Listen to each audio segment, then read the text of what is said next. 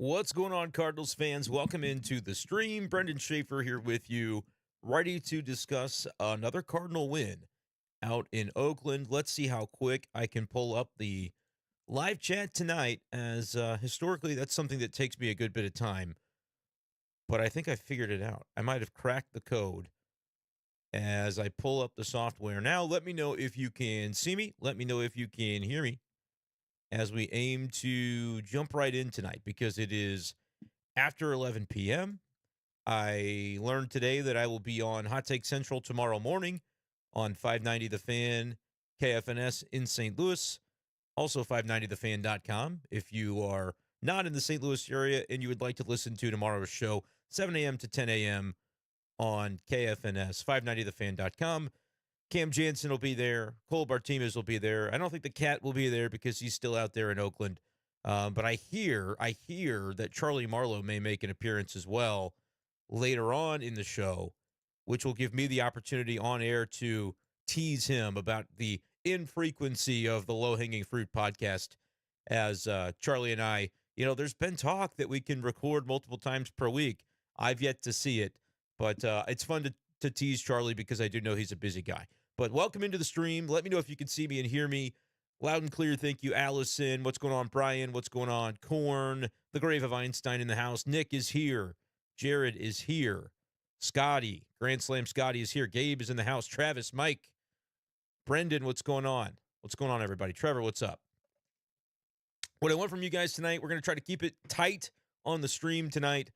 We will be recording this, as always, for B-Shape Daily purposes. If you haven't followed B-Shape Daily on Spotify yet, do me a favor. Make that happen. Give us a 5-star review. I'd love to get to 100 reviews by the end of the month, if we can do that on Spotify. B-Shape Daily. Just like my name, B-Shape, and then Daily. You'll find the podcast there. But if you don't have Spotify, that's okay too. We'll be reposting this to YouTube in audio-only form, so you don't have to look at me if you missed part of the live stream tonight. I don't think this is going to be one that goes an hour plus like it does sometimes, but I guess that depends on how fun the comments are. PJ, what's going on? Michael, howdy. Mike, I like Marlowe too. I like giving him trouble, though. What's going on, Josh? Okay, get the comments in. Who's got some good questions tonight? Who's got some good jumping off points as topics? I know we'll talk Lance Lynn. I know we'll talk the fact that Ryan Helsley has pitched in every game the Cardinals have won this season. I know we'll talk, there are topics we're going to talk about. Paul Goldschmidt struggling. That continued. We're going to talk about it. And try to map out what we think about the situation. But if you've got something a little off the wall or interesting that you think will be great for the show tonight, get them in the comments on the live chat. I do ask that you subscribe to the channel. It's the button in the lower right-hand corner of your screen. And once you subscribe, then you will be eligible to send a live chat. It is free to do so, but I want to make sure you guys are on board for all the videos and stuff that we do this summer. So that's why I set it up that way. If you have ads throughout the show, stay patient. You can skip them, whatever you got to do. But that's just a little bit of the part of the way we monetize this thing. So please be patient and bear with me. All that being said, I think 3 minutes of talking is more than enough to get us going. People are in here. People are ready. Get those comments in. I'll try to get to them right away. But without any further ado, we're going to make sure the audio is good, the video is ready, and we'll kick things off here in, you ready? In 3, 2, 1. What's going on, everyone, and welcome in to this edition of B-Shape Daily Live. It is the evening hours of Tuesday, April 16th, 2024. Cardinals win again out in Oakland. It's another game where the Cardinal offense only scores 3 runs, but it's another game where the Cardinals get sterling starting pitching. Lance Lynn was the man tonight. 7 innings, 2 runs allowed, only one of them earned, only 1 strikeout. It's a little different, but Lance Lynn lowers that season-long ERA to 2.18 as the Cardinals are starting to stack starts on top of starts. Sonny Gray Monday, Lance Lynn Tuesday. Cardinals get the win in the series win. Could Wednesday afternoon be the first time of the season that we get to break out the sweeps aren't that hard format of a tweet that I like to send after series sweeps? And I'm equal opportunity. I'll send it if the Cardinals win in a sweep. I'll send it if they lose in a sweep. We haven't seen either of those so far this year. Cardinals will have an opportunity to take down the Oakland Athletics via sweep tomorrow if they're so inclined. We'll see if we'll see if they're inclined. It's a weird start time, 2:37 p.m. Central Time on Wednesday. So be a little patient. We'll have our, whether it's a live stream or whether it's just a regular old B Shafe Daily podcast, it will be posted to the YouTube channel at some time late Wednesday, just depending on what we've got going on at home as to when we begin that. But rest assured, it will be there.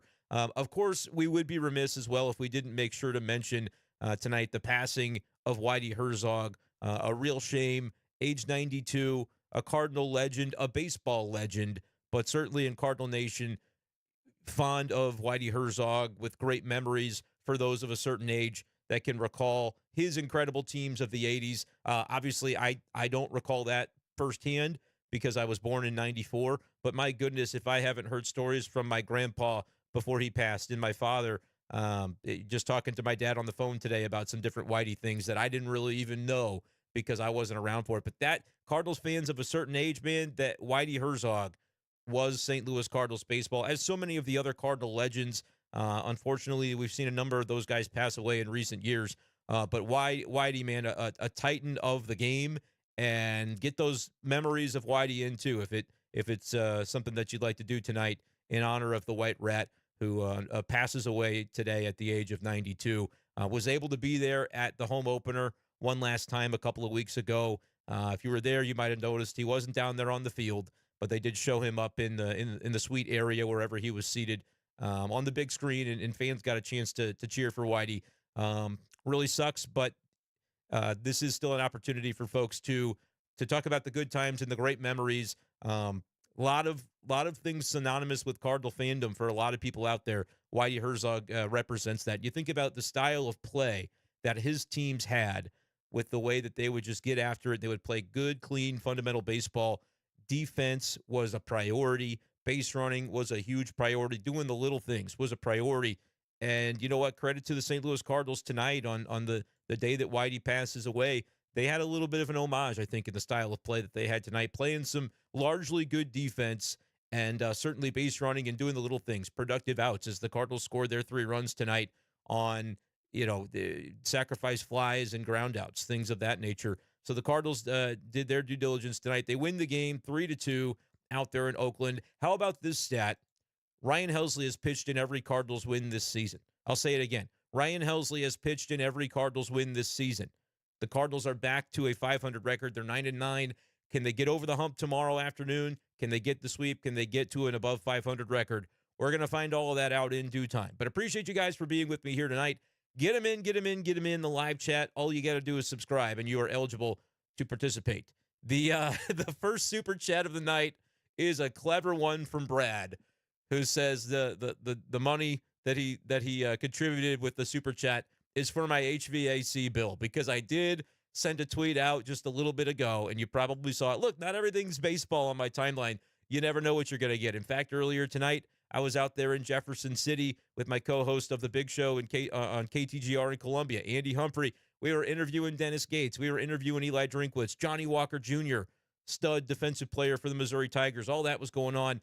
Stay tuned to the Big Show the rest of the week, by the way, if you want to hear the Gates interview, or pardon me, the Drinkwitz interview and the Johnny Walker interview. We actually got a chance to air live with Dennis Gates this afternoon, and Brian Smith, the Mizzou wrestling coach, who's basically the Nick Saban of the wrestling world with what Brian Smith has been able to do at Mizzou all these great years. But that being said, sometimes I talk about some different things besides Mizzou sports, Cardinals baseball. Sometimes I'm talking about air conditioning. That's right, because I put it out on my Twitter timeline, and I said, my wife tonight told me, and this is a true story, I'm not making this up, she told me we're keeping the house at 73 degrees this summer instead of 74. Last summer, I think we did 74. We talked about it. She said, nope, not doing it. We're going 73. We're breaking the bank. We're going all in.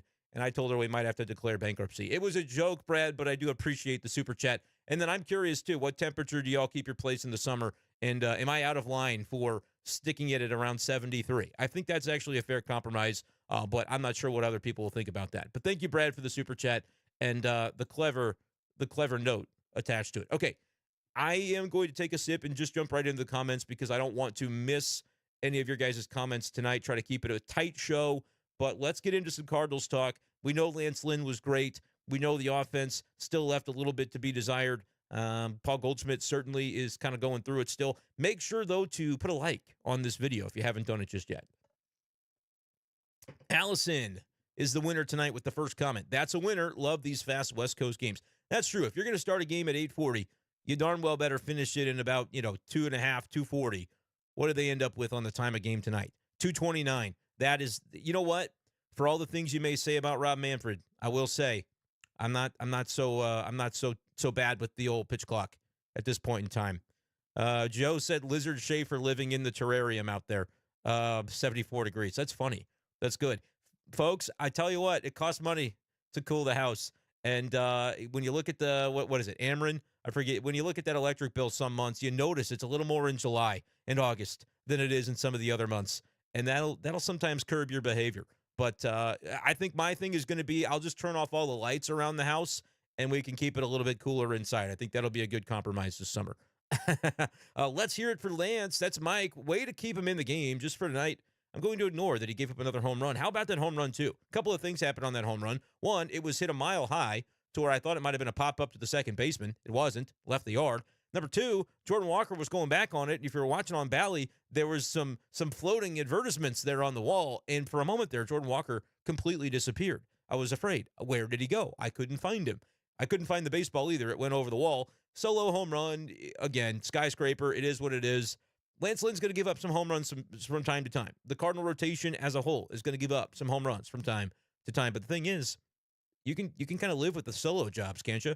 As long as you buckle down when you do let guys on base, that's a way that they can live and get away with it.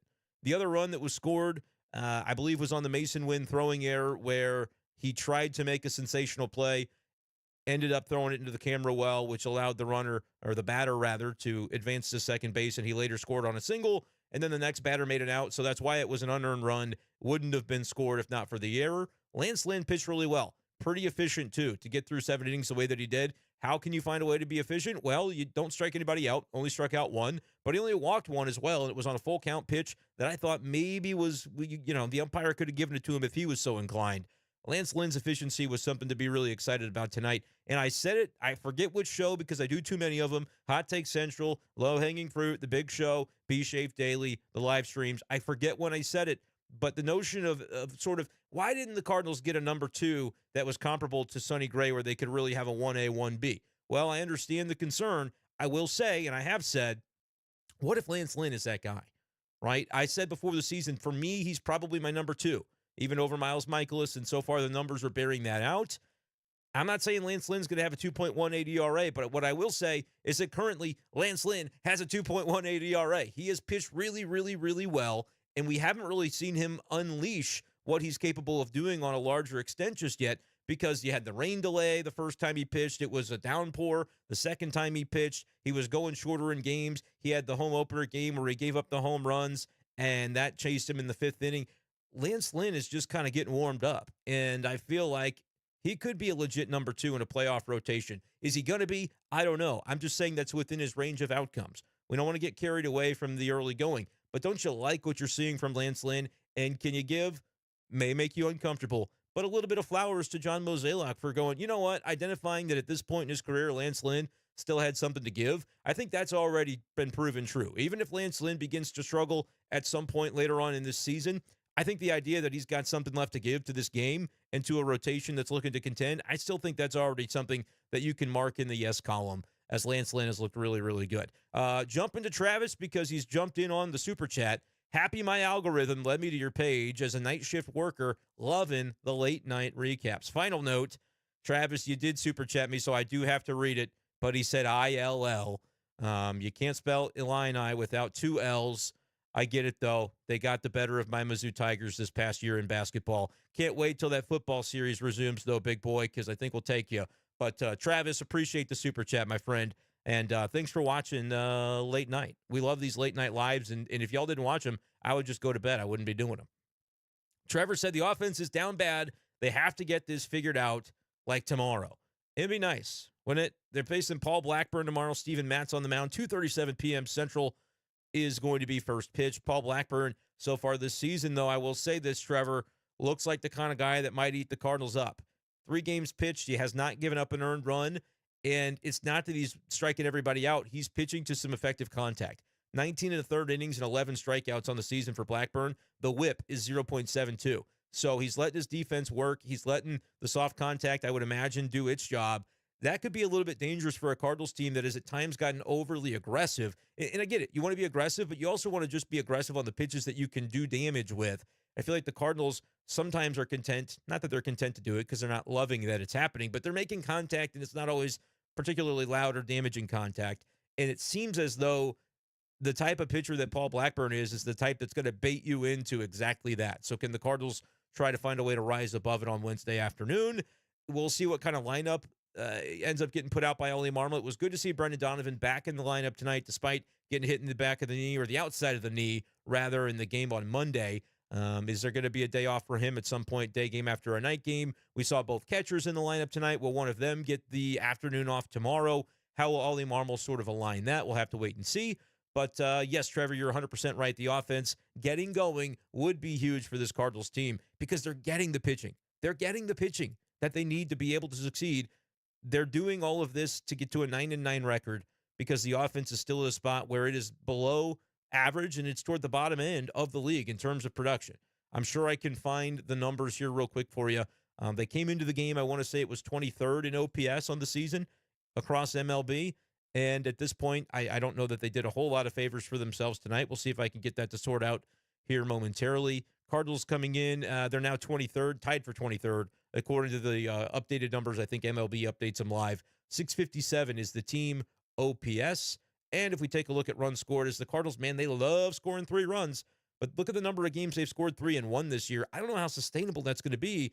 Glad you're taking advantage of it while you can. Cardinals are at 67 runs scored, which is 23rd in baseball. So, yeah, that's kind of the offense that they have been, and there are a number of reasons for that, but I don't think it's sustainable for this team to maintain contention for 6 months if they're going to be the 23rd best offense in baseball.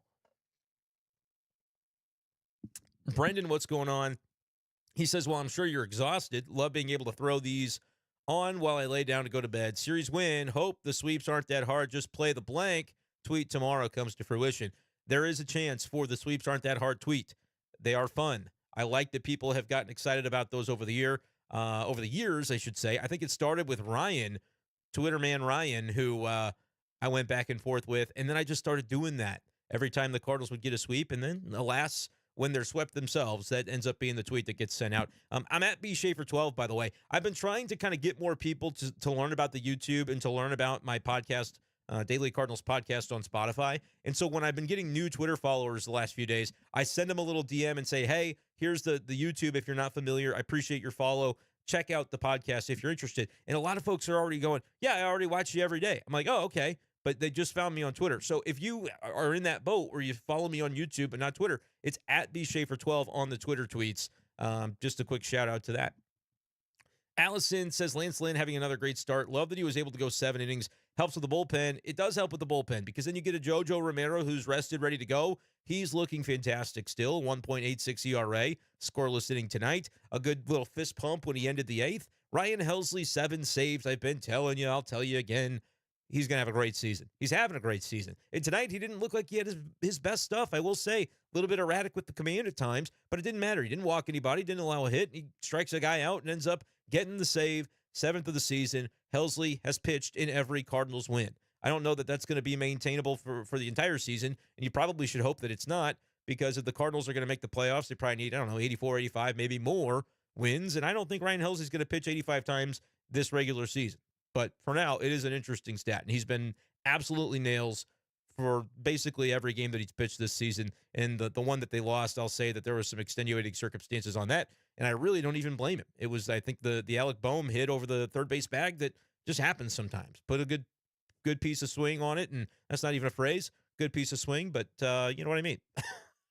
Mike says he went 7 and got the win. Should I check for flying pigs? You can check under your mattress, check out your windows, just make sure that you're safe out there, folks.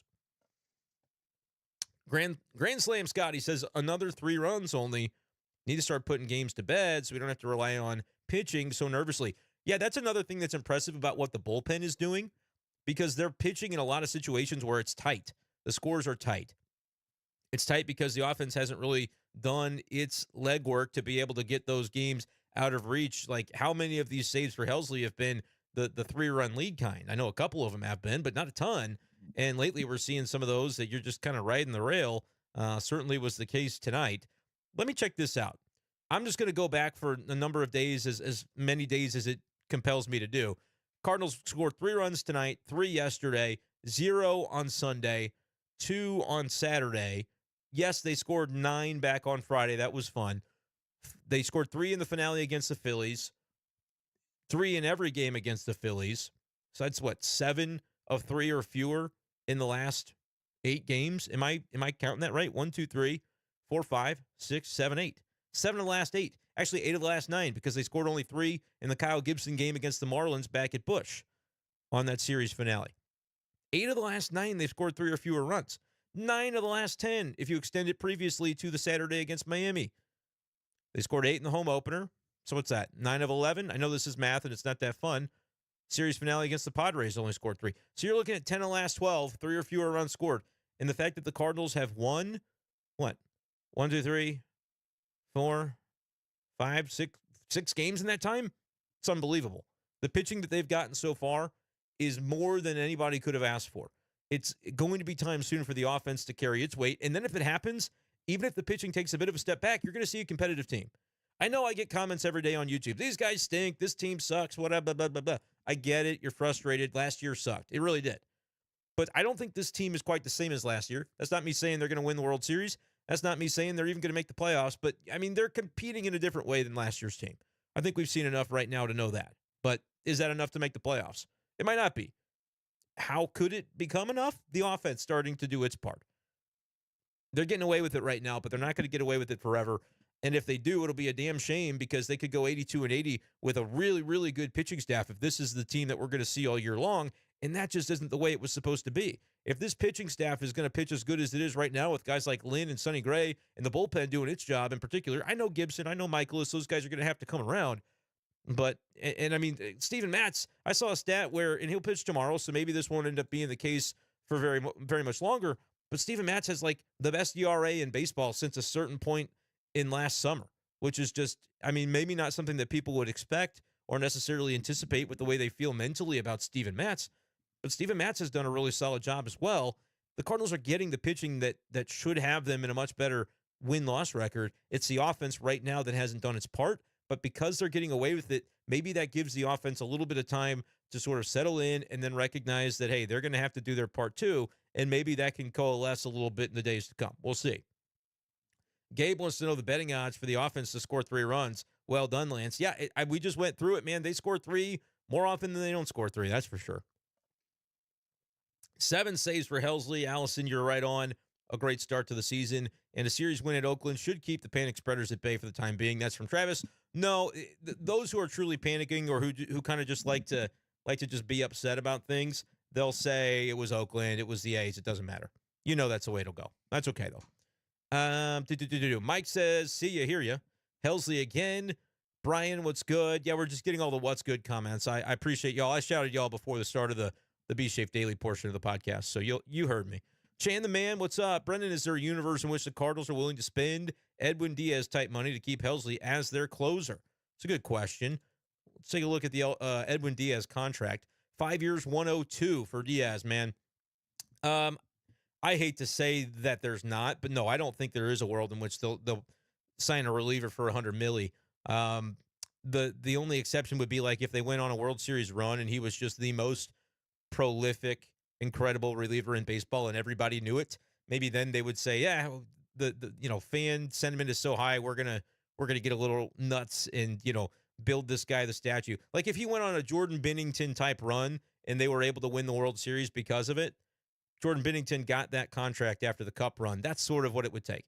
And like Binnington's still a very good player. I don't know that whether Blues fans would say his contract is totally worked out or not. Not really here to talk about the Blues, but that's sort of what it would take. And even then, $100 million, probably not. But Ryan Helsley is deserving of, look, I would start trying to talk extension with Ryan Helsley now. I get why they might not, because it is a reliever and pitchers are fickle and you're probably asking for trouble to guarantee a guy a bunch of money if he's a relief pitcher, because tomorrow could be a different story. But I'm pretty confident in where Helsley is right now, and I can understand why Cardinals fans would be too.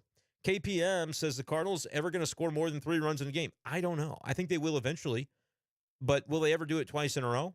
Will they ever do it 3 times in a row? It's not about will they ever score 8 or 9, because we know they can do that. I would rather see them go 4-5-4-5-6 in a week span than to go 9-9-2-3-0-2. It's the number of times that they don't. And I get that that's a hard thing to quantify. And I've talked with different people on Twitter, just kind of shooting the breeze about, they're into data and they're saying, look, like, it's not a way to measure offense to just say, can they be consistently scoring 4? Like, that's just not a realistic way to do it. Whether that's true or not, I think it is the way the Cardinals almost built their team to rely upon an offense that can get you at least 4 or 5 per game, and to not fall below that 3 number as often, or even fall below the number 4 kind of as often as they have so far. To me, that is something that matters for this team, particularly because of the way that they're built on the pitching staff, which, to the credit of the pitching staff, it's outperformed, I think, most people's expectations. But if it ever does kind of level out a little bit, that's where you might say, well, shoot, now we don't have the offense to really support what we kind of expected the pitching to be. That's where the line is going to be, I think. And at some point, the Cardinals could experience that. Mike says, I like Marlowe. Charlie Marlowe, he'll be on Hot Take Central, I think, for a period of time tomorrow morning between 7 and 10 a.m. on 590 The Fan, 590thefan.com. That's 590 a.m. if you're living in St. Louis, or you could just go to the website, stream it live. Cam Jansen, I'll be there. Cole Bartimas will be there. Charlie will be there later on in the show, I believe, where I can then chirp him about, not doing our low-hanging fruit podcast as often as I want to. It's all in fun. Don't actually be mad at Charlie, but it'll be fun to finally do Hot Take Central with him, because normally I'm in there on Fridays, and I'm basically taking his place in that he's kind of doing fewer shows nowadays. So to be able to be in there with him tomorrow will be a lot of fun. So you can look forward to that if you like the banter between me and Charlie. Who would your 2 and 3 be in a playoff series? That's what PJ wants to know. Thinking Lynn is the 2 and Matz is the 3. Yeah, Lynn would be my 2 as of right now. I like the idea of Matz as a 3, because when you get into the 3rd spot, you're already kind of thinking bullpen game in some cases. And so get Matz, a time or 2 through the order, and then you can start to go to the bullpen. That's usually when he's at his best, in those first 4 or 5 innings anyway. So that's not a terrible call. Right now, I just don't think Michaelis has enough swing and miss, and the same with Gibby, for me to think that would be the order of operations there. So, yeah, it's almost like a bullpen game 3, and that's in a 5-game series. If you get into a 7-game series, I would use Michaelis a little bit earlier, because he could surprise you potentially, and it's just you're going to have to get some innings out of somebody in a longer series with the way they structure the off days, etc. Allison asked if there's any security guy issues. Wasn't watching. She was listening on the radio. Not that I could tell from today, but it was funny that Jim the Cat Hayes, who's out there in Oakland for this series covering it for Bally's, he put out a couple of tweets today that I thought were funny.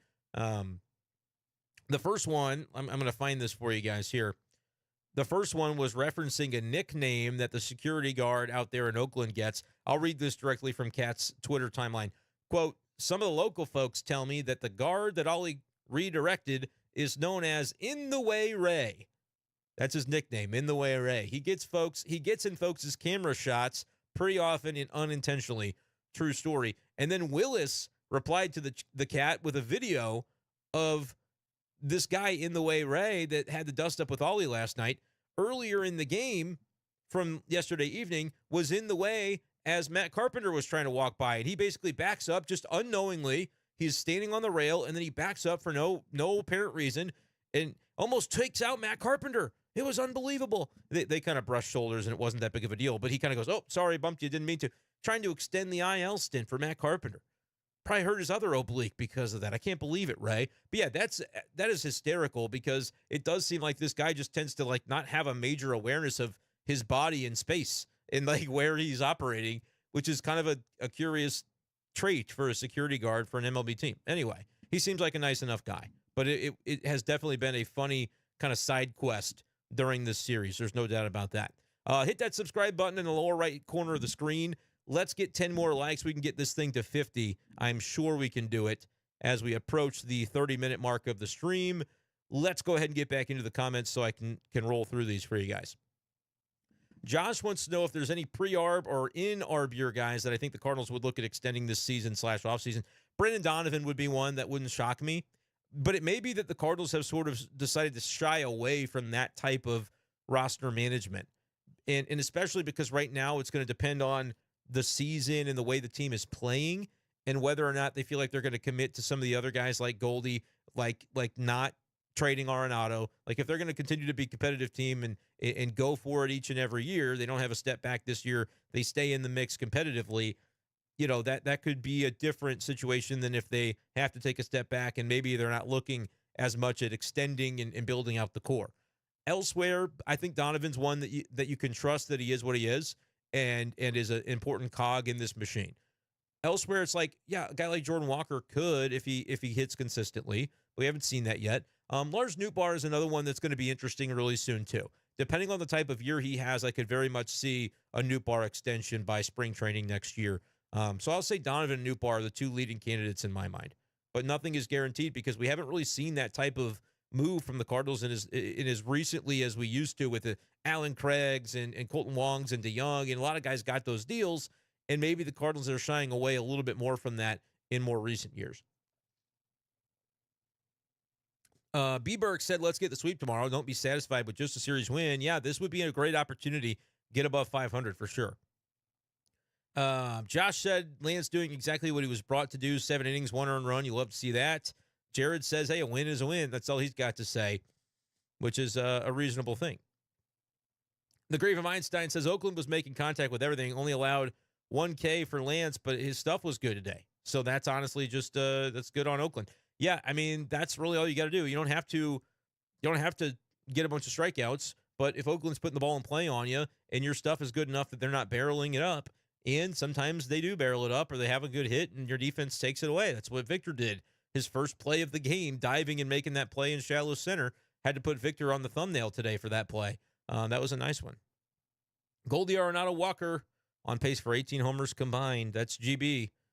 That's a WTF, he says. Yeah, it's not ideal. It's not ideal. And again, I've maintained that I don't think the Cardinals can win that way.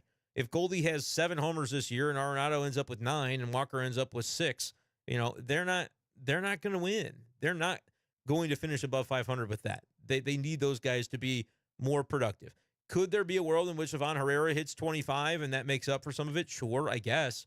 But I just don't know that you're going to get enough of that surprise production from elsewhere in the order. And then by the time you're late in the season, if that's the way Goldie is still producing, he will have to move down in the order eventually. Is Paul Goldschmidt going to be this bad all year? I'm still going to maintain no. I'm going to go down with the ship on that.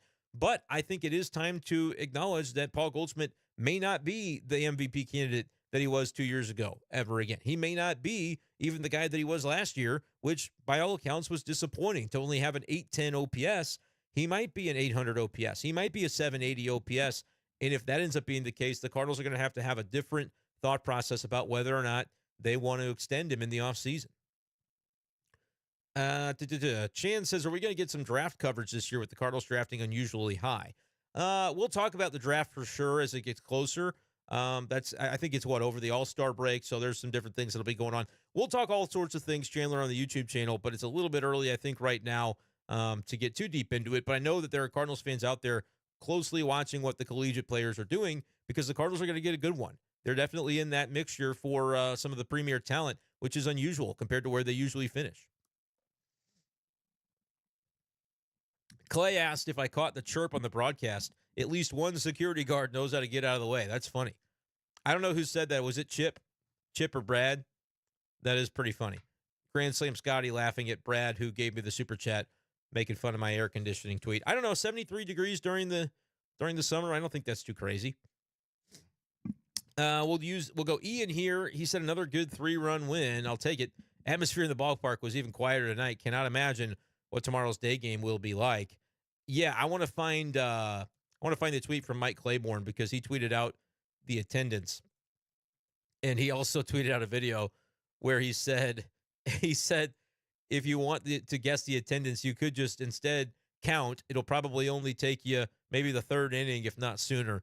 And he took a video of the ballpark, and yeah, the attendance ended up being 3,296 as the attendance. And I assume they're announcing like the tickets sold, which is like the Cardinals will announce 32,000, but then you can look and go, yeah, there's really more like 20,000 here. They announced 3,200. It might have even been less than that in the actual building, unless they're counting the turnstiles now because they've got nothing to hide because they're actually incentivized. Think about this. I mean, this is an angle that you probably got to consider. Oakland is incentivized almost to say, look how bad our attendance is, because that way they can justify moving. The Cardinals are obviously going to announce tickets sold because they want it to look like the fan support is still great, which it is. Those tickets are sold to somebody. If the butts aren't in the seats, it looks a little bit different in the ballpark, but it might be a little bit of a different thing that Oakland's trying to run there by saying, look how few people are here. Look how embarrassing this is. We should be allowed to move the team, which, is a whole different thing that we can get into or not. But Trevor thinks I can afford 72 degrees now that Brad gave me the super chat. That's funny. Steven says Lance Lynn, after all the criticism, shows he's a number 2 stud. Hopefully, Matz will pitch like a number 2 as well. And the offense is a concern, but Steven is going to enjoy the victory, which I think is a good way to approach life. Enjoy the wins that you get in life. B. Burke says the most shocking thing I saw is how insanely high Brenden keeps his home's temperature at. Is 73 really that bad? I saw some people saying 76, so at least I'm not like those guys. Einstein, I like seeing all the runs scored on outs. Cards really struggled on manufacturing runs last year, plus a good tribute to Whitey. Yeah, they scored on, a ground ball, ground out, and then you had the bases loaded with nobody out, and they still managed to score a couple of runs in that inning thanks to sacrifice flies. So, ended up being pretty good. And the fact that they were down 2-1 after the homer, and then you score those runs on sacrifice flies to take the lead and win the game that way. This was a really, really solid game where the Cardinals squeezed every little bit of offense they could out of it. Ideally, you hit some dingers, and it's not that much of a trying circumstance, but a win is a win. And Allison says a win for Whitey. Favorite memory of Whitey? Yeah, I don't really have a ton of memories, like I said, of watching, Whitey manage teams because I was not here for that.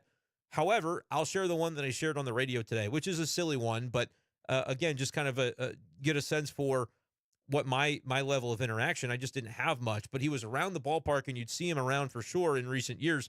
But there was a really funny one a couple of years ago, and I tweeted out the photo at some point. I tried to look it up today and couldn't find it on my Google Photos, but going in the VIP media lobby, sometimes there are VIPs that are there, sometimes it's just the media, and you go up the elevator to the press box.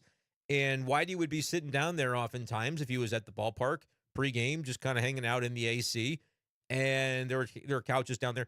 And I was going up the press box elevator. Elevator was open. I was already in there. And right in front of Whitey Herzog crosses, it was Star Wars night. And so there were multiple stormtroopers, I think like a Jedi, like a Darth Vader guy, full costume, like helmets and everything, walking in front of Whitey. I think there was like a Wookiee or something. It was a whole thing. And I'm just like watching this unfold. And just Whitey is, looking at this going, he didn't say anything. But to me, that was just like, this is hilarious. And so I snapped a quick picture of Whitey sitting there in the background, and I'm in the elevator with these Star Wars characters. And I'm like, that's one of those that nobody would ever possibly believe unless you were able to document it. So I had to document it just in case I ever decided to show it.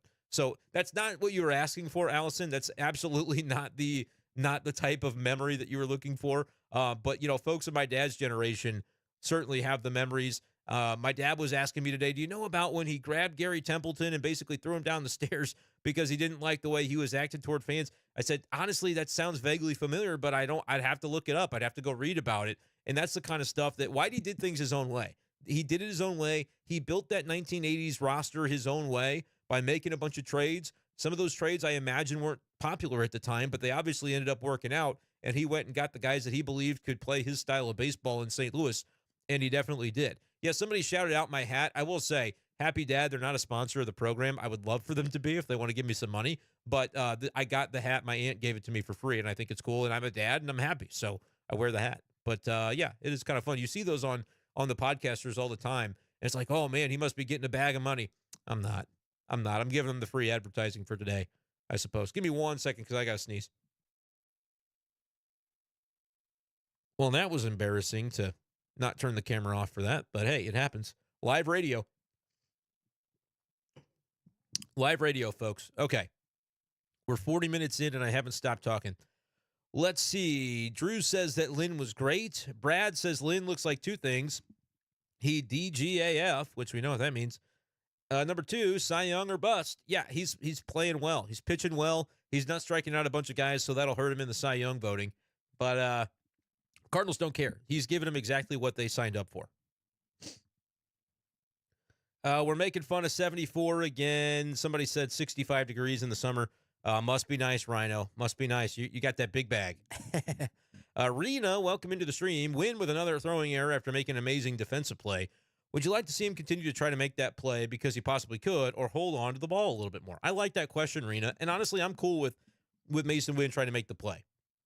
I think the more times he tries to make it, the more he'll know in a given moment whether next time it's a good play to try or whether he can learn from the failure of the last time. I think because he's 22 and he possesses the ability to eventually get those down to where he can make it happen consistently, I'm okay with it, but it's also a score and time situation. That was earlier in the game, and obviously the Cardinals hadn't scored a bunch of runs, so you feel even better about it if they had, and you had a big lead. But when it's early enough in the game, I don't mind it. I think that's something that can energize the team if it goes well, and if it doesn't, you almost got out of it. Lance Lynn ended up getting the outs he needed. He was 1 out short before giving up the base hit that scored the run from second. I think in that moment, there was nobody else on base, so it's not like you're compounding an issue. I love that question, Rena. I think I'm okay with it, but I think by doing it more and more, he's eventually going to learn, hey, this might actually be a time to pocket the ball. For now, though, I think I would still continue to encourage it, although he's going to learn as time goes on when maybe to kind of let it go and not make the attempt at the superstar play. Joey says that Jake Paul has mauled Missouri's wrestling program. Look, so he beat Woodley, but that's in boxing. That's a different sport. I think if Woodley were going to wrestle Jake Paul, he would win, but it's a completely different sport when you're doing MMA or boxing. Brian says divorce 68 year round. We're more like 68, 69 in the winter because it's a little cheaper to do it that way. But no, I don't. 73, honestly, I don't mind it. And sometimes I prefer if it's at night and it's possible to do it, man, I just want to turn off the heating in the air completely and open the windows. But obviously in the summer, that's not as easy to do. Peter said, love the ideas of Whitey ball, but I sort of hated that Chip and Brad forced the ideas into the broadcast. Wish they would have let them bunt, steal, etc. without trying so hard. I don't have an issue with that, Peter. I think you gotta make sure that you're talking about Whitey today, because if you don't talk about him, people would say, well, why didn't they honor Whitey? Why didn't they talk about Whitey? So it is kind of a difficult spot to be in. But I think when it was so organic with the way that the stuff they were doing was stuff that a Whitey managed team would do, I think it's perfectly fine to have those sort of comments on the broadcast. And no, I didn't have a problem with it. I thought they did a nice job tonight. And, I think Chip and Brad always do a great job. I understand that, some people might like some things, some people might like other things, but I'm a fan of both of those guys. Brett said the Cardinals are really due for a big offensive game. Hopefully it comes tomorrow. Take the first series finale and sweep. Yeah, Cardinals have not won a series finale yet. They're 0-for-5 coming into tomorrow. The other part of this is the fact that they're facing the Paul Blackburn. As I talked about earlier, I'm a little bit wondering if, again, they're going to get contact off him. He hasn't had a bunch of strikeouts, only 11 and 19 in the third. However, I do think there's a world in which that doesn't work in the Cardinals' favor if the type of contact he's getting from like some eager swingers is going to cause the Cardinals to maybe have some quick at-bats and giving him some quick innings where he can get deeper into the game. That wouldn't necessarily work in their favor. Let's see who else is coming. Jesse, we need to cook. 6 runs in 2 games against the Athletics. Not good.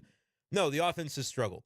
They're getting away with it because their pitching has been so good, and if at some point the pitching falters, which it very well may, and it probably will, at least from time to time, then we're talking about a different team. It's not 9-9. Instead, they're maybe, 7-12 or 8-11. Is that right? That's not the math. That's 19 games. Let's try that again. They're 7-11 or they're 8-10. See, I can do math on the fly. But I do think it's going to be a situation where you're going to see the pitching level out, and so by then, we're going to notice if the offense is doing its job. Because inevitably, you're not going to have Sonny Gray go all year with a 0 ERA. Is Lance Lynn going to be a 2.18? Maybe he will be, but likely he's going to have a little bit of regression. On the other side of that, though, you'd like to think that Miles Michaelis is going to regress in a positive way, and that Kyle Gibson could do the same, because their ERAs are inflated right now. Mike says, why do you put Oquendo in as the reliever once? Jose Oquendo was on the mound holding back the laughs. I think he said that he would make a great manager. I thought he would get the job when La Russa retired. Yeah, a lot of people did for a while think that Oquendo would get that opportunity. And I think honestly, once Matheny was hired, that maybe was sort of the end of the line where Oquendo at that point was understanding of his role. And I think he's happy with his role and still plays an important part in what the Cardinals development system looks like. But he gets to be down in Florida. He gets to not have to do the daily grind of the travel, et cetera, as he kind of gets a little bit older. So I think that ends up working out just fine. But yeah, there are a lot of folks who thought Oquendo would have made a really good manager, and I think he probably would have. But sort of the timing and the framing for him to be able to do it, that window sort of passed, and then he shifted into a different role. Alex asks, do you think if the Cardinals are in the hunt by the All-Star break, they'll get a top-line starter? It depends. Like, if Kyle Gibson has still a 6 ERA by then, they might have a different conversation and say, yeah, maybe that's a spot you can upgrade. Or if there's an injury to somebody and Zach Thompson's your 5 again, but he's not really performing, then maybe yes, I think that whatever the needs at the deadline are, if the Cardinals are in the hunt, I think they will actively pursue those things and really try to make a go of getting back to the playoffs, because they'll understand that, all right, the fan base was restless because we weren't here. We're going to get back here if we can afford to do so. And I think they will make it a priority if they're in the hunt in July. Glad you guys are joining. We're up over 100 viewers, at least for a moment. Click subscribe on this video, lower right-hand corner of the video, and make sure that you're subscribed to the channel for all our Cardinals content throughout the season. And we're up to 51 likes. That's Willie McGee. Can we get to 60? I think we can. Peter wants to know about Josiah Gray from the Nationals.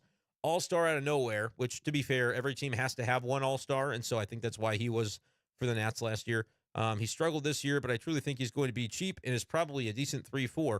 I might have some bad news for you, man, about Josiah Gray. Let me make sure I'm thinking this right. Yeah, he's got an injury going on right now. It's just a forearm for the time being. I don't think they've ruled him out for the season or anything, but Josiah Gray has been injured. So he's been pitching with an injury, which is probably why the numbers aren't as good. I don't know that he'll be available via trade, though. It might be a little too early on in his controllability, his years of control to be traded. 1 second.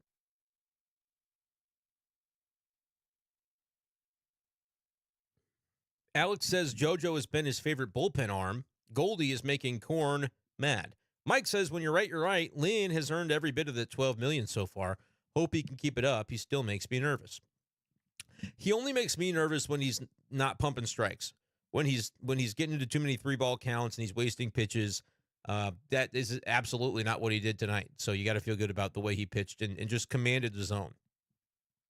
If the Cardinals would have won second game in LA, they and the Dodgers would be 10-9. Yeah, as much as I said that, if not for the great pitching in some of these low-scoring games, they could be a couple games below 500, 8-10. They could be 7-11 or even worse. The flip side is true too. You give them that second game in L.A.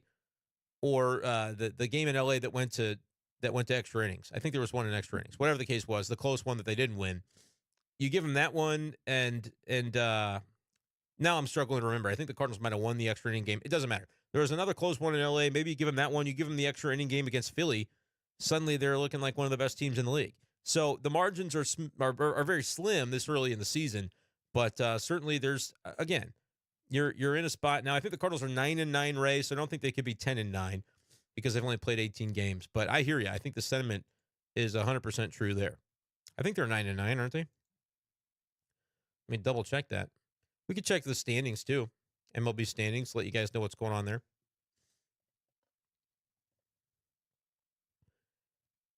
The Cardinals are 9-9. They're in last, but they're only a half game back on Cincy, who's 9-8. The Pirates have faded out a little bit. They're 11-7, but they're just percentage points behind both the Cubs and Brewers, who are 10-6. Not a single team below 500 in that NL Central. Who would have guessed it? That's where the division is as of right now, though. Pretty impressive. Cardinals are 8-6 in April with 2 weeks left of April, so they could have a winning month. Yeah, the losses came in March, didn't they? I guess that is true. Peter said, can't remember if it was me or JD that said they would be surprised if the Cards get out of April with a winning record. I don't know if they will, still with the Brewers and Diamondbacks still to come. I don't think I said I would be surprised. I think I said you'd be okay with it if they're just kind of around 500 to end the month. That wouldn't be the end of the world. And I still think that way. Clay asks if there's a reason they've gotten so many catcher interference calls this year. I feel like I've never seen that call made, and the Cardinals have gotten like 5 of them.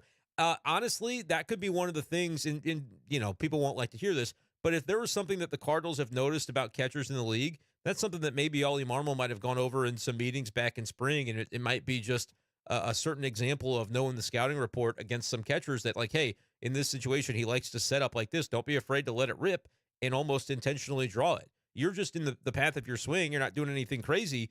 That could be something the Cardinals are trying to exploit a little bit without us really seeing it. I think just given the number of times it's happened, that's not a crazy thing that is potentially taking place. I don't know what Peter was talking about with Steven, not Whitey Ball, prime 2023 Cardinals lucky win. Today, I don't know that today was necessarily lucky. I think they did a nice job, but to each his own. Justin said the Cardinals are 8-6. Oh, we've read that one already. Yeah, I'm trying to read through, and the chat keeps jumping. Give me 1 second, guys, and we'll just take a quick breather here. It'll be like just momentary, but just give me 1 second.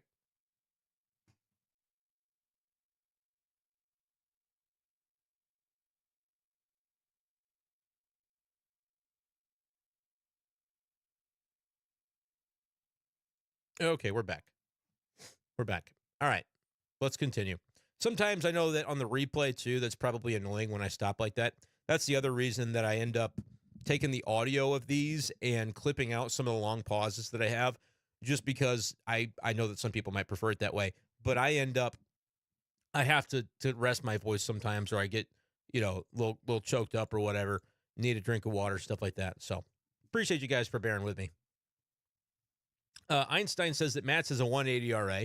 Sonny is at 0. Lance is 2.18. The others are, redacted, right? We'll just use redacted anytime we don't want to say anything. Jesse says, can't wait for this offense to not improve and Mo to do nothing again at the deadline. It'll depend on their record. It really will. I think if they're in a spot where they can compete and they're in a wild card chase or better, they will do things to help the team because they know that there's urgency, or there has to be. Kenneth said the Cubs have 5 2-out RBIs tonight. They can't keep getting away with this. Insert Aaron Paul meme. Maybe they can. Maybe they can. Did Michael Busch homer again? I know that was a thing. 5 in a row. At least before tonight it was. Corn says they need to sweep. Sweet Residue says 2.18 ERA for Lynn. That's pretty good. Pretty darn good. Einstein, the one time we did explode on a pitcher against Brandon Pfaadt, they still made it close. Yeah, that was a tie game, 6-6 at one point, and the Cardinals were able to. But again, 2023 Cardinals, do they score those last 3 runs to make it 9-6? Maybe not. Einstein says we have an issue. The team only wins when Helsley pitches, and I bet he is unavailable. Yeah, that's a good point.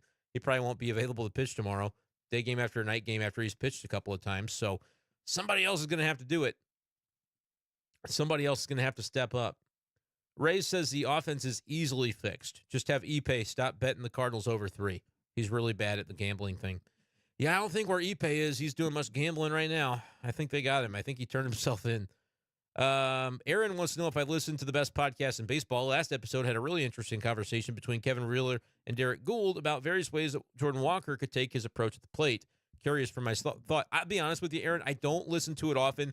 Sometimes when Derek tweets it out and I notice it, and I've got a car ride or something, I will listen to it. It's not that I'm anti it. Derek does a great job with that podcast. And honestly, if he did the podcast more, I'd be out of business because you guys would all be right to watch or listen to Derek's instead of mine. But it's just one of those things where there's a lot going on. And so when I notice it, I do tend to listen, but I haven't heard the one with Kevin Wheeler. And sometimes in the car, I like to listen to music too. So I'm like almost like to get away from the sports talk because I do so much of it. But no, to hear other people out there doing what they're doing is definitely valuable. And Derek, of course, does an excellent job. The Grave of Einstein, excuse me, says, I will say about Blackburn, I attribute a lot of his success to changing his pitch mix, say that 5 times fast, this offseason. But that could just be him catching them off guard with the changes, and maybe the league adapts to that for sure. I am compelled to see what it is tomorrow, how the Cardinals are going to, because they haven't seen him, right? They can see maybe some tape on him from the first 3 games, but they haven't seen him in person. And sometimes when a guy makes a change like that, and you might think one thing about him, and then you see something else when you're out there, I could see a 6 innings, 1 run from Blackburn tomorrow on like 80 pitches. That's something that could end up happening. Corin says go D-backs. And Aaron says they discuss whether Jordan Walker should just accept the ground balls for a while, hit through the infield hard, and hit for a high average, rather than maybe worrying about the launch angle, which was the big conversation for Jordan Walker last year. Look, I think we just are probably hyper-analyzing a guy through 18 games instead of just knowing that along the way he's going to make the adjustments necessary more likely than not. And I feel like that's probably fair. But yeah, it is a conversation because he's got a low OPS and a low average, and the Cardinals are going to need him to be better in both with some power and some batting average, along with Goldie, along with the other guys that we've talked about, if they're going to get where they want to go. So it is a guy that, like, yeah, he's batting eighth or whatever right now, so you might view him as a bit of an afterthought. But I think the world in which the Cardinal offense was even better than top 10, was maybe pushing for top 5, that world involved Jordan Walker taking a huge step forward this year, and at least so far he's taken a decent, sizable step backward, which is not ideal, but still time. Oh, man. The allergies or something are getting me because I keep having a hard time with the old voice, so I apologize. Corin says, awesome catch by Vic. That really was, man. To just come into the game and make that play, that was impressive for sure. Very impressive. Corin, if your AC went out of your car last week, you get that fixed because that's not fun. That's not a fun summertime thing to have happen. I have not drank the beverage on my hat yet, but I did see him at the store the last time I was there. So, but I'll endorse them. I'll endorse them if they want. Their people got to call my people, I think. I don't have people. I'm my own people. That's my other problem. I don't have people. Spencer, I think Winn is still sort of hesitating in his approach, almost to make the throw look flashy like Edman would dive at routine throws. I don't think that. I think Edman dives because he knows he can, and it's the most effective way sometimes to get the ball in the glove, personally for me. When I was a kid playing baseball, that's how I was. I was like, I don't care how it looks. I know that if I do this, I'm going to catch it. And if people think he's doing it extra to be showy, then whatever. But I understand where Edman comes from on some of those plays. As for Winn, it might be a hesitation on should I throw or not, or should I pocket it? And sometimes by doing that, you just hesitate that extra split second, and then that causes you to force a throw. So that's a possibility there too. But no, I think Winn's going to be just fine. I don't want to react to anything that he does defensively because he's learning and growing, and he's going to continue to get even better. So I'm not worried about that at all. Chandler asked if I'm going to watch Mizzou Wrestling's Michael Chandler fight McGregor in a few months.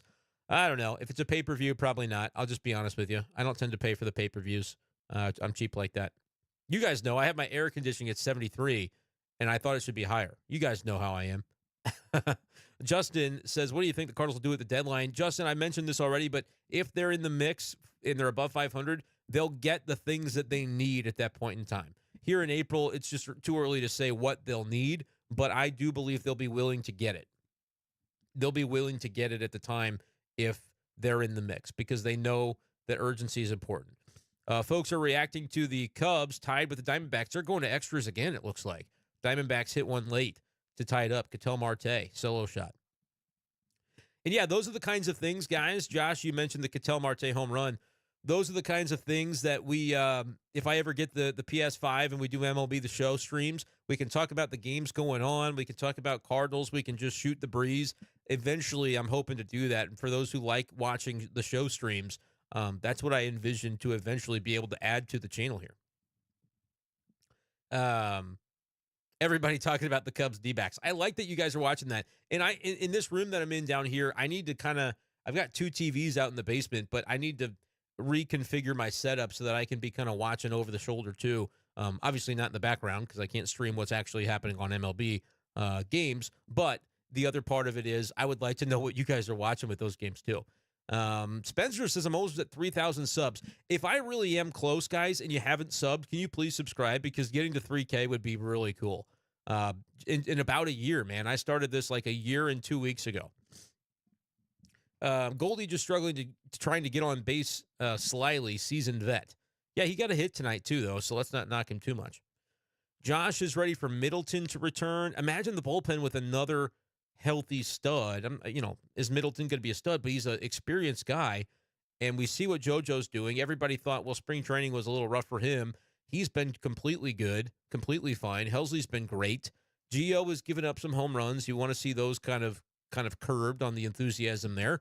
But yeah, the bullpen is looking really good, and you still aren't at full strength without Middleton, and don't forget Riley O'Brien as well. Nolan looks back to Gold Glove form. Yeah, Nolan's going to be just fine defensively. Sure-handed as ever. Korn is agreeing with that. Korn is supporting B-Shafe. I don't know what the comment there was. We're getting more comments about the D-backs game. I'm going to scroll down to the bottom and make sure that I'm going to not miss anything major. If you've commented way long ago and I didn't get your comment because I scrolled too quick, make sure to post it again so that I can not miss you. In 3 more to get to 60 likes, we can get there. Josh is liking the idea of MLB The Show live streams while answering Cardinals questions. Right. I would just be doing this. I'd just be playing, and you'd be seeing that instead of me. I'd still put my face in like the little lower corner like the streamers do, but it'd be mostly about just talking Cardinals, and you have something interesting to look at, and you guys can tell me like what modes to play and Diamond Dynasty, or you can critique me on my online strategy, my pitching strategy, stuff like that. Mike says he's got to bail, but it was a good talk. Well, Mike, I was glad you're here, man. Thank you. Streaming on YouTube is a great thing for growing the audience. And yeah, I'm going to maybe get like a StreamYard subscription where I can go on. I don't have Twitch. I've never done Twitch. I might have done Twitch once on the show back in 2020 when COVID was going on. I had the show that year, and I tried to figure out how to stream it on the PS4, and it was hit and miss. But I think I could fire it up, and who knows? Maybe I would gain a bit of a following on there. You never know. All right, we're over an hour. I said I wouldn't do that, and yet here I am once again. Korn is talking about the commercials. We're just getting into some random stuff now, which I can appreciate. Korn up in Chicagoland. I'm going to Wrigley for that August series. It's a 4-gamer, but I'll be there for Friday, Saturday, Sunday, I think is the plan. Jay Call, what do you think about taking Walker out for some games if he's still underperforming when Edman or Carlson gets back? Well, I think by then, as much as I've enjoyed Victor Scott's defense and everything that he brings to the table, I think Victor will be the one that actually goes down. And so there will still be the lineup spot for Walker because it'll be Edman in center field or Carlson in center field. Unless Victor really turns it on offensively, I do think he'll have a stint at Memphis this year. J. Call also mentioning a good bullpen. Spencer kind of dogging Palante a little bit. Look, Palante is a utility arm in that bullpen with the way that he approaches things. They need ground balls out of him, and he can get those ground balls and still fail. I know that people don't like to hear excuses. I'm not making an excuse. I'm explaining what happens with Andre Palante. I'm not excusing it. It's not ideal to have a high ERA and not come through, but the style of pitcher that he is sort of conducive to those swings of momentum when the fielders behind you don't make a play or a ball just kind of falls in. See you in August, Korn. Yeah, we'll make it happen. We'll have a meet up there at Wrigleyville. That's fine. Love me some Wrigleyville. Sweet Residue, the man for man is trash. At least give him 2 extra innings that are just regular. I agree. I think you should start the man for man, even if you just give him 1. Start it in the 11th or maybe even the 12th. I would be for that. But players, here's the thing. Players love the Manfred man, the ghost runner, the extra man, whatever you call it, that starts automatically on second base in extra innings because they get to go home sooner, and they play 162 of these. And it's not that they don't care who wins and loses, but it's the same rules for both teams, so it's fair, it's equitable, and they just want to get it over with. And so I think that is why the rule will never go away in the regular season. If they ever bring it to the playoffs, forget about it. That would be ridiculous. Ace said he told me what to buy for my allergies. He got one, and it's amazing. Maybe I'll check it out, dude, because I've been getting burned on the allergies thing. And I've got a 19-month-old in the house who's always sick, so we've always like a perennial runny nose at our house. So that's part of it, too. Blake wants to know if I have a higher opinion of Dylan Carlson than Shannon does. Thanks, I'll hang up and listen. Look, I started hashtag Everyday Dylan last year. So, yes, I have a good high opinion of Dylan Carlson, whereas Shannon from Blake in my fantasy baseball league does not think so highly of DC. But it's the guys in the league, I'll tell you this, our group chat, they started a new redraft league because our league is a dynasty. I didn't join the redraft league because I'm in too many leagues and I just don't have the time to even set my lineups every day. Some days I forget, and it almost cost me in the dynasty. But they started a league, and I think they called it the Dylan League. They named it after Dylan Carlson. That's how much our fantasy group chat loves DC. And I would love to see him just, when he is playing confident, man, there is a lot to like about Dylan's game. I just hope he can get back and play confident. Josh wants to know if I've ever been to the College World Series. He's from the Omaha area. He goes every year. Great time for baseball fans. Maybe Mizzou will make it soon. Brother, we're just trying to make it to Hoover, Alabama for the SEC tournament before the years in which they make it automatic, because they're going to add Texas and Oklahoma, and then I think expand the tournament so everybody makes it to Hoover. That's that's going to be the deal. Mizzou's going to have to get it into gear. Going to have to get it into gear. Spencer wants me to check my air filters. That's probably right. Grichuk with the walk-off. Is that real? Did Randy G hit one to walk it off? That can't be right. I'm looking this up right now if you guys are fooling with me. Yeah, he sure did. Helping out the Cardinals. Walks it off. Base hit to left. It's a gapper. It's only going to be a single, I assume, but he would have made third. Randall Grichuk helping out the Cardinals. How about that? Gibson and Michaelis have been more productive than their ERAs say. That's according to Sammy. Gibby, I'll call him Gibby, had a great, a decent, and a terrible start. Michaelis has had 2 goods and 2 bads. 4 out of 7 have been solid, pretty good. Yeah.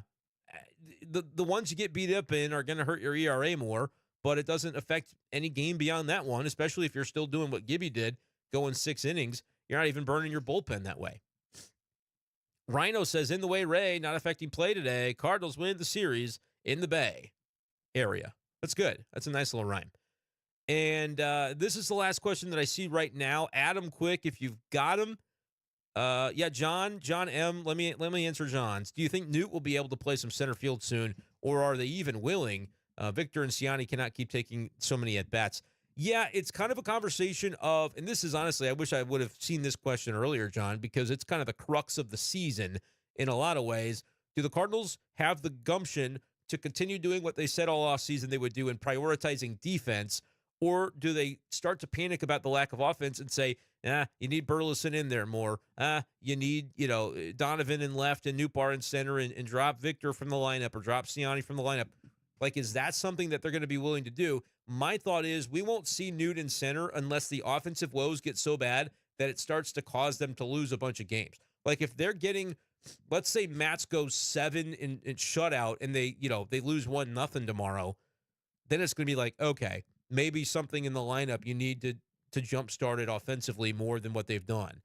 As long as they're still competitive, I think they want to prioritize defense first. And that's what an example of Ciani or Victor in center field is. And that's what Edman in center was going to be as well, because he plays a good center, not the best of arms, but he has great range and good instincts. And that's going to help the pitching staff. They know that last year they didn't play good enough defense, and they identified that as a problem. And that is part of the reason, I think, that they put the roster together this year to be a little more stable positionally defensively. Just a second.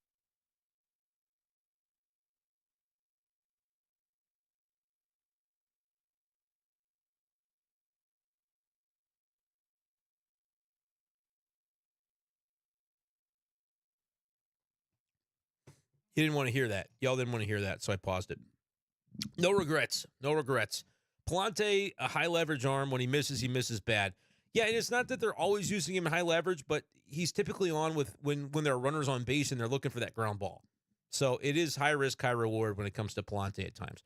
But Brian says the pitching has been so good this year, but if these bats were, they'd be 14-4. Need all the cylinders in this lineup firing at once. Nolan looks to be back in Gold Glove form as well. Yeah, the defense does look pretty solid. The bats are really what you're waiting on. That's it.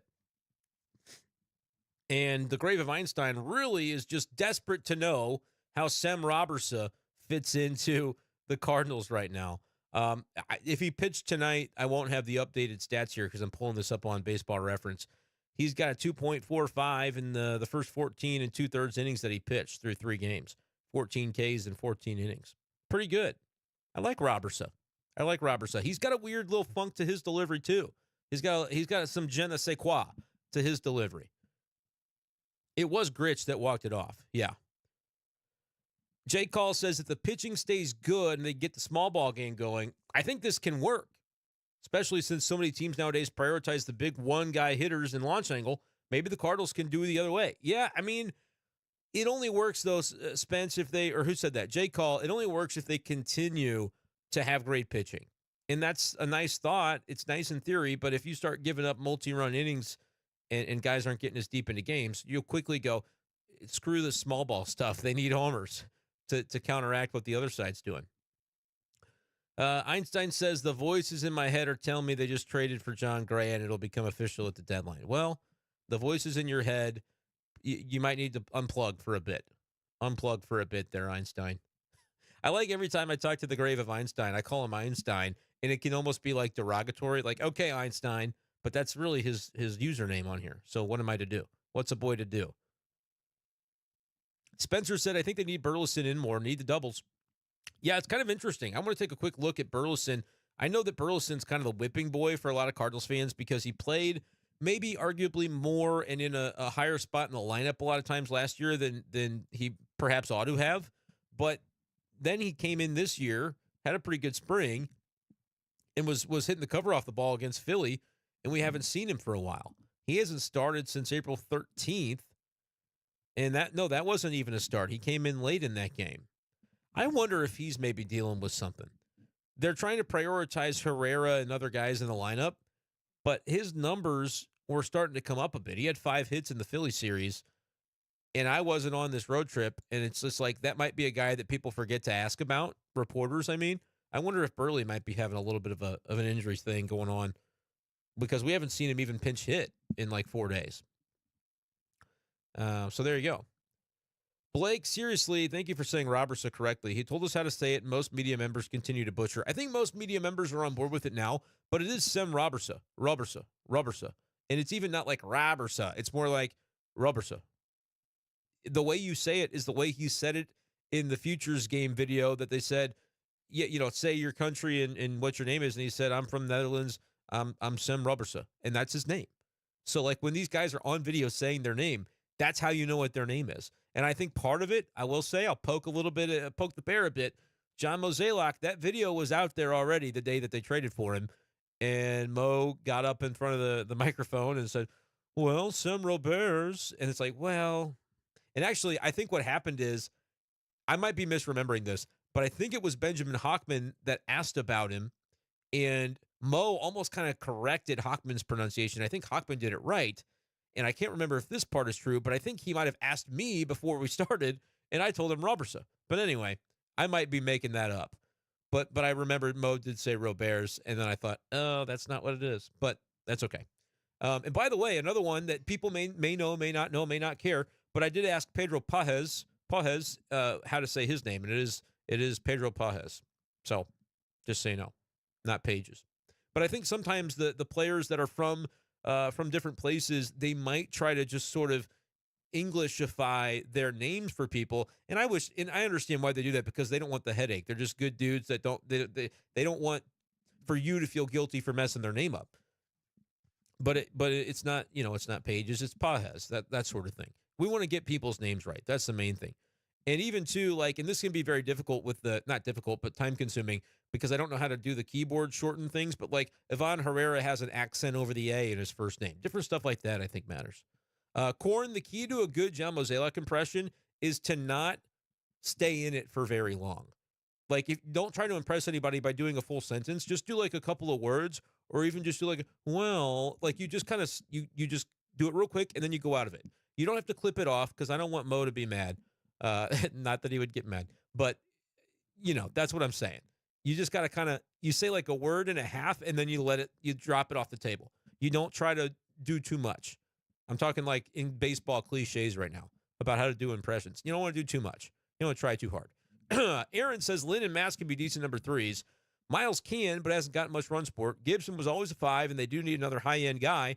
Probably another bullpen piece, but need to hit or it's not going to matter. Yeah, Aaron, that's a pretty good way to kind of map it all out. And in Blake, in defense of Mo, there were a lot of things that he was doing that day. He was making a lot of trades, so getting Sem Roberts' name pronounced right was maybe not the highest thing on the list, but, I get it. Sweet Residue is talking about Mike Shannon butchering some names, but you know what? Mike Shannon could do anything he wants. That man is a legend, is a legend, is a legend. I honestly loved listening to when he would be like saying the name of an opponent later in his career, and you just knew he's never seen that guy's name before. And so he would just like freaking go for it. He didn't care, which is just like awesome. That's hilarious to me. All right, folks, we're at an hour 15. You guys have been fantastic. Bernie on 590 kills the Mo impersonation. He keeps it short and sweet. Yeah, Brian, you got to keep it short. Short spurts. Don't try to do too much.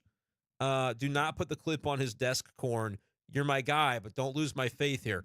We did get to 60 likes. Try to get it to 69 before you guys log out here. I'm going to head on out. Why 69? I don't know. Make it 70. Who cares? You guys have been a lot of fun. Thank you all for the support tonight. Thank you for the super chatters. You guys have been great. If you missed anything, this will be live replay available on YouTube, and I'll also post the audio-only version on YouTube and the B-Shape Daily Spotify feed. That's going to do it for this edition of the show tonight. Thank you guys so much, and we'll talk to you next time on B-Shape Daily and B-Shape Daily Live. Peace!